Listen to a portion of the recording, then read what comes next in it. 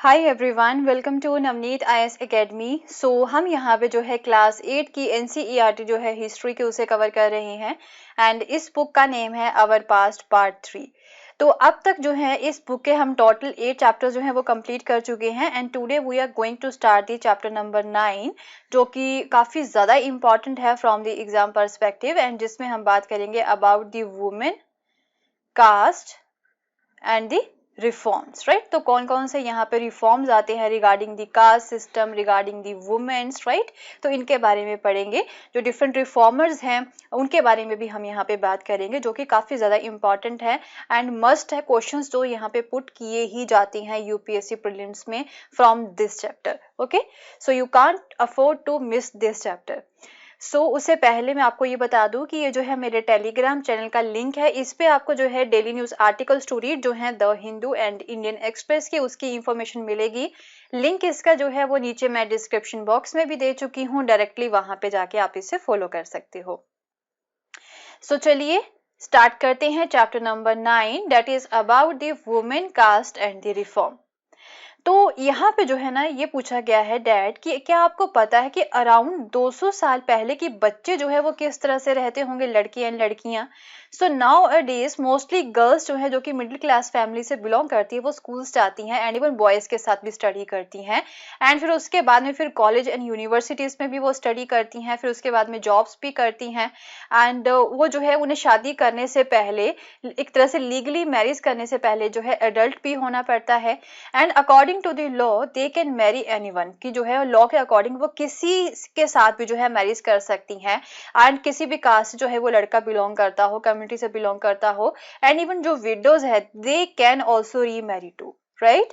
And all women like all man can vote, उन्हें जो है वोटिंग का भी अधिकार है एंड वो इलेक्शंस पे भी खड़ी हो सकती हैं and of course these rights are not actually enjoyed by all, right. But अगर हम रियलिटी की बात करें तो जो है ग्राउंड रियलिटी की बात करें तो ये राइट्स जो है अब मोस्टली जो है वुमेन के पास तो है यहाँ पे, बट जो है ना सभी के द्वारा इंजॉय नहीं किए जाते हैं। अभी भी हमारी सोसाइटी में जो है थोड़ा सा रिफॉर्म लाने की जरूरत है। जो गरीब लोग हैं उन्हें जो है वो एजुकेशन को एक्वायर ही नहीं कर पाते, असेस ही नहीं है उन्हें and even in many families जो वुमेन है वो अपने हस्बैंड्स को चूज नहीं कर सकती हैं, उन्हें जो है फैमिली की मर्जी के अकॉर्डिंग ही शादी करनी पड़ती है। अभी जो है ये थोड़ी बहुत जो है रिफॉर्म लाने की जरूरत है, बट फिर भी काफी हद तक हम बोल सकते हैं कि लड़कियां जो है वो खुली हवा में सांस लेने के लायक है।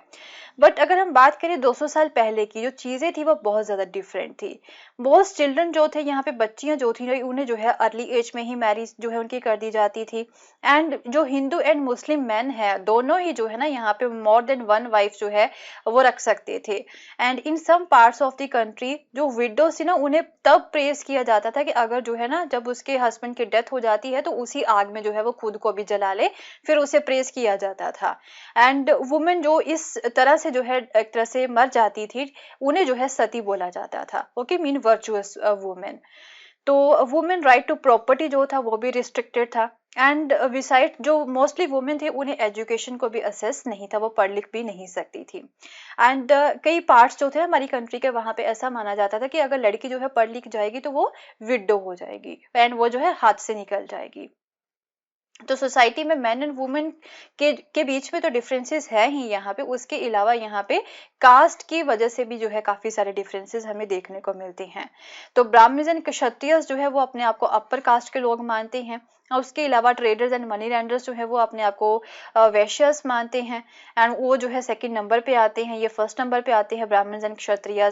फिर उसके बाद में जो है पीजेंट एंड आर्टिजन्स आ जाते हैं जैसे कि वीवर्स एंड पॉटर्स हो गए, तो ये अपने आप को शूद्रस मानते हैं, ये थर्ड नंबर पे आ जाते हैं एंड सबसे नीचे यहाँ पे जो है आ जाते हैं who labour to keep cities and villages clean and work at job that upper caste consider the polluting. तो फोर्थ नंबर पे वो लोग आते हैं जो कि यहाँ पे जो है ना एक तरह से साफ सफाई वाले लोग होते हैं एंड जो काम यहाँ पे अपर कास्ट के लोग नहीं कर सकते, जिन काम को अपर कास्ट के लोग जो है पॉल्यूटिंग मानते हैं एंड अगर वो ऐसा काम करेंगे तो उनकी जो है कास्ट स्टेटस भी लॉस हो जाएगा, ऐसा जो है अपर कास्ट के लोग मानते हैं। तो वो काम यहाँ पे जो है फोर्थ नंबर के लोग करेंगे, इन्हें जो है अनटचेबल्स भी बोला जाता है। तो इस तरह से जो है पुराने समय में 200 साल पहले की लगभग अगर हम बात करें तो पूरी सोसाइटी को जो है 4 वर्णास में जो है डिवाइड कर रखा था, राइट। फर्स्ट नंबर पे यहाँ पे आ जाते थे आपके ब्राह्मण्स, ब्राह्मण्स हो गए। देन उसके बाद में सेकंड नंबर पे आपके आ जाते हैं क्षत्रियज हो गए, राइट। थर्ड नंबर पे आपके आ जाते हैं शूद्रज, एंड फोर्थ नंबर पे आ जाते हैं आपके कौन से आ जाते हैं, अनटचेबल्स आ जाते हैं, राइट। तो इस तरह से जो है पूरी सोसाइटी को 4 वर्नास में इन्होंने जो है डिवाइड किया हुआ था। एंड इवन ये जो अनटचेबल्स थे ना, उन्हें जो है टेम्पल्स में भी जो है अलाउ नहीं किया जाता था। एंड इवन जो है वो वेल से पानी भी नहीं ले सकते थे। जो जिस वेल को अपर कास्ट के लोग यूज करते हैं, वहां से जो अनटचेबल्स है ना, वो पानी भी नहीं ले सकते थे। उस बात में उस पॉन्ड्स पे जो है वो बात भी नहीं ले सकते थे, यहाँ पे जो अपर कास्ट के लोग नहाते हैं, राइट। इस तरह से जो है ना they were seen as the inferior human beings, उन्हें जो है इंफीरियर ह्यूमन बींग्स जो है माना जाता था। बट हाउएवर जब 19th एंड 20th सेंचुरी की अगर हम बात करें, तो कई सारे ऐसे जो है ना हम बोल सकते हैं कि नए नॉर्म्स एंड परसेप्शंस जो होते हैं ना, ये वाले पुराने वाले, उसकी जगह पे नए नॉर्म्स एंड परसेप्शन जो है वो यहाँ पे आ जाते हैं। तो ये सारी जो नॉर्म्स है वो किस तरह से चेंज होते हैं, वो अब हम यहाँ पे देखेंगे। तो ये तो बात ही यहाँ पे अराउंड 200 साल पहले की सोसाइटी में वुमेन की क्या सिचुएशन थी, एंड इवन कास्ट सिस्टम किस तरह से यहाँ पे चल रहा था, 4 वर्नास में पूरी सोसाइटी को डिवाइड किया हुआ था। तो जो है फिर ये वाले परसेप्शंस जो है वो किस तरह से चेंज होते हैं 19th एंड 20th सेंचुरी में। तो अब कई सारे ऐसे एजुकेटेड इंडियंस थे जो कि यहाँ पे जो है रिफॉर्मर्स बन जाते हैं, एंड वो चेंज लाने की कोशिश कर रहे थे। सो अर्ली 19th सेंचुरी की अगर हम बात करें, तो यहाँ पे हमें जो है ना कई सारे डिबेट्स एंड डिस्कशंस मिल जाएंगे about the social custom and the practices taking a new character. So one important reason for this was the development of a new forms of the communication. तो ये जो हमें जो है ना डिबेट्स एंड डिस्कशंस क्यों मिलती हैं यहाँ पे from the early 19th century, क्योंकि यहाँ पे जो है ना टेक्नोलॉजी में भी चेंज आ गया था।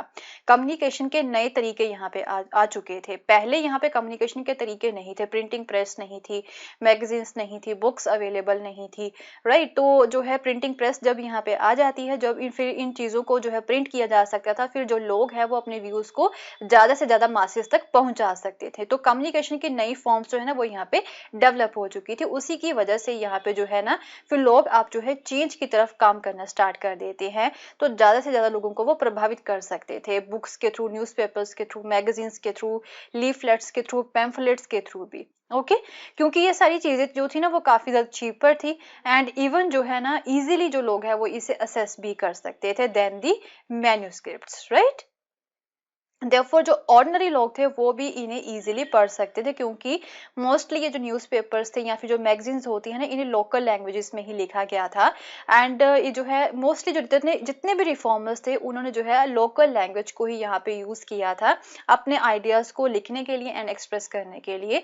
तो ऑर्डिनरी लोग जो है वो भी फिर इजीली इसे पढ़ सकते थे। हाउएवर जो मैन्यूस्क्रिप्ट्स हैं उन्हें जो है एक तरह से काफी टफ लैंग्वेजेस में, जैसे कि संस्कृत लैंग्वेज होगी, उसमें लिखा गया था, तो लोग जो है उन आइडियाज को समझ नहीं पाते थे। So all kinds of issues, social, political, whether economic or religious, could now be debated। तो आप जो है इन्हें डिबेट किया जा सकता था इजीली, जो है इन्हें इजीली जो है एक तरह से नई सिटीज में जो मैन एंड वुमेन है वो डिस्कस भी कर सकते थे। तो ये जो डिस्कशन थी ना यहाँ पे इन्हें छाप दिया जाता था, फिर जो है ये वाइडर पब्लिक तक पहुंच जाती थी and could become link to a movements for the social change. तो फिर इस तरह से जो है नई मूवमेंट्स जो है अलग अलग जगह पे स्टार्ट हो जाती हैं, तो फिर सोसाइटी में जो है चेंज लाने की कोशिश की जाती है इन रिफॉर्मर्स के द्वारा इस तरीके से। So these debates were often initiated by the Indian reformers and the reform groups। तो ये जो debates थी ना मोस्टली डिफरेंट जो प्रैक्टिसेस हमारी सोसाइटी में चली आ रही थी, इन डिबेट्स को किन लोगों ने इनिशिएट किया था, जो कुछ इंडियन रिफॉर्मर्स थे जो मोस्टली एजुकेटेड थे, एंड जो रिफॉर्म ग्रुप्स थे उनके द्वारा इनिशिएट की जाती थी इन डिबेट्स को। तो फिर इन डिबेट्स को छाप के लोगों तक पहुंचाया जाता था। तो उन्हीं रिफॉर्मर में से जो है एक सबसे इम्पॉर्टेंट रिफॉर्मर हैं यहाँ पे राजा राम मोहन राय। तो ये उनका टाइम पीरियड है। तो इन्होंने जो है ना एक एसोसिएशन को फाउंड किया था जिसका नाम है द ब्रह्म समाज, जिसे जो है बाद में ब्रह्म समाज का नाम दिया गया था। कैलकाटा में इसे जो है इन्होंने इस एसोसिएशन को फाउंड किया था। तो वो क्या करते हैं डैड की जो सोसाइटी में जो है अब चेंजेस लाने बहुत ज़्यादा इंपॉर्टेंट है, एंड जो अनजस्ट प्रैक्टिसेस है ना, जैसे कि सती प्रथा होगी, विडो मैरिज नहीं हो सकती है, इस तरह की प्रैक्टिसेस को हमें जो है ख़त्म करना होगा, या फिर जो वर्ण सिस्टम है वो यहाँ पे ख़त्म करना होगा। तो ये इनके यहाँ पे बिलीव्स थे। So they thought that the best way to ensure such changes was by persuading people to give up the old practices and adopt a new way of life. तो वो बोलते कि हम जो है ये चेंजेस किस तरह से ला सकते हैं, हमें जो है पहले लोगों को समझाना होगा कि जो पुरानी प्रैक्टिसेस है ना उन्हें आप गिव अप कर दें एंड नए तरीके जो है लाइफ के वो आप अडॉप्ट करें। तो वो क्या चाहते थे राजा राम मोहन राय, वो जो है वेस्टर्न एजुकेशन को जो है ना यहाँ पे एक तरह से लाना चाहते थे। उसके थ्रू वो चाहते थे कि जो नॉलेज है ना वेस्टर्न एजुकेशन की वो पूरी कंट्री में फैल जाए and bring about greater freedom and equality for the women, and even women के लिए भी यहाँ पे फ्रीडम एंड इक्वलिटी जो है वो लानी चाहिए। तो ये उनके आइडियाज थे। And he wrote about the way women were forced to bear the burden of domestic work. तो उन्होंने इसके बारे में भी लिखा कि कैसे जो वुमेन है उन्हें बोला जाता है कि आपको जस्ट घर के काम ही करने हैं एंड जस्ट जो है वो घर में किचन में ही जो है एक तरह से बंद के रह जाती हैं एंड वो घर के बाहर नहीं निकल सकती हैं एंड जो है वो एजुकेटेड भी नहीं हो सकती हैं, क्योंकि ऐसा माना जाता था कि जो लड़कियां हैं उनका काम क्या है, वो जस्ट घर में रह के किचन में जो है काम करेंगी एंड घर को संभालेंगी, बस ऐसा ही जो है उनका काम लिमिटेड किया गया था एंड उन्हें जो है पढ़ाई भी नहीं करवाई जाती थी।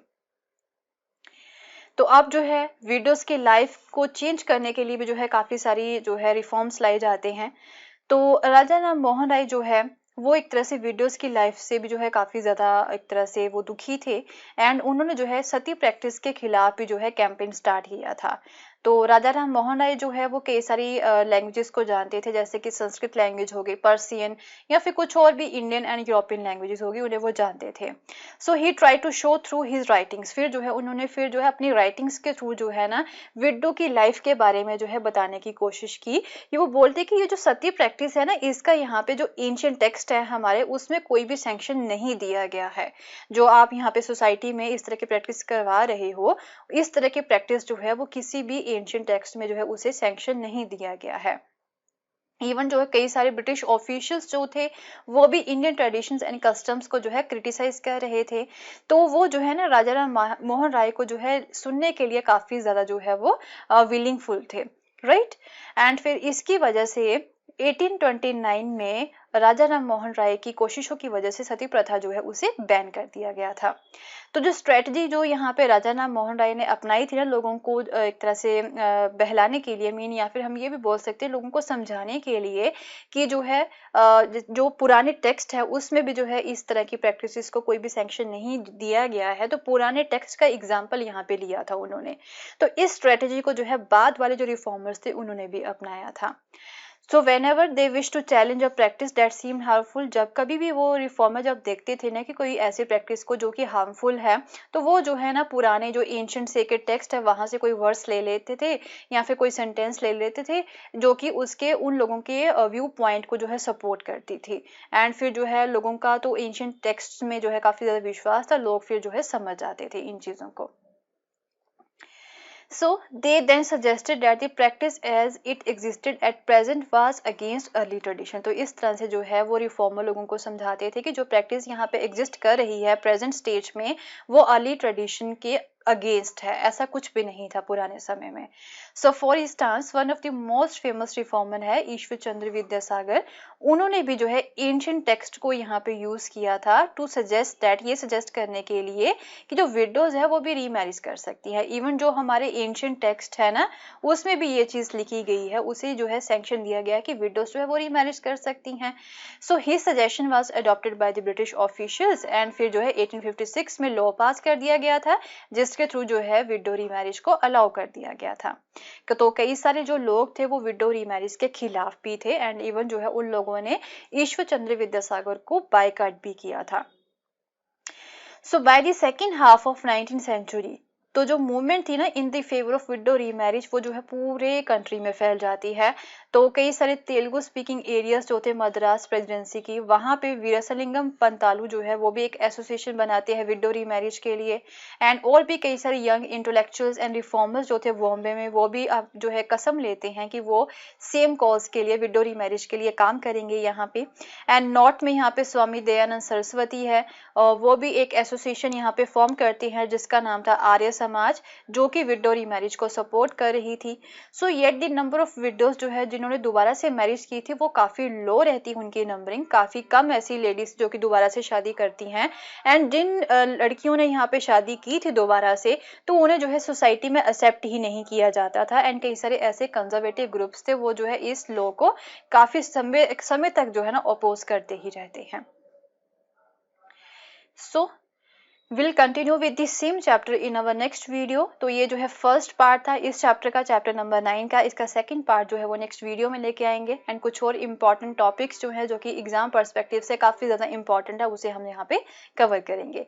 सो मिलते हैं फिर अपनी नेक्स्ट वीडियो में with the new topic. And अगर आपको मेरा कोर्स पसंद आया तो इसे शेयर करना ना भूलें। Thank you so much, have a nice day, bye bye.